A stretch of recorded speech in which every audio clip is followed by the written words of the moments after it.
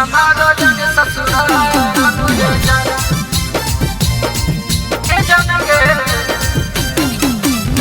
छोड़ी जैबी हमारा जन ससुराल मुझे जान। गरिमा रिकॉर्डिंग स्टूडियो गुजरात।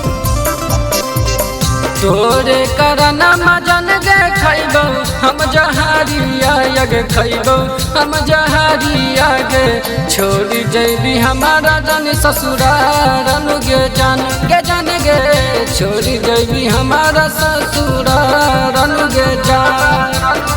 संगवा बीतल का जन गे कैसे तू भुलाई भी गे कैसे तू भुलाई भी गे छोड़ी जैबी हमारा जन ससुराल गे जान गे छोड़ी जैबी हमारा जन ससुराल गे जान।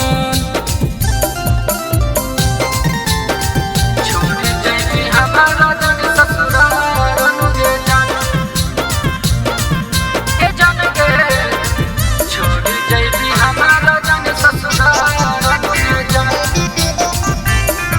आगे काहे के वादा तू के नहीं गे जान जब बसल रलो दोसरे में पड़न आगे सुनी के लागो हो दिलवा में चोट झर झरे गिरो हो अखिया से लो। आगे काहे के वादा तू के नहीं गे जान जब बसल रलो दोसरे में पड़न आगे सुनी के दिलवा में लागो हो चोट आगे लागो हो हमरो निकल जेतो जान। तोरे करना मजन गे खैबो हम जहारिया गे खैबो हम जहारिया गे जैमी हमरा छोरी जल्दी ससुराल गे जान गे जैबी छोरी हमरा के ससुराल गे जान। छोरी जैबी हमारा जन ससुराल गे जान गे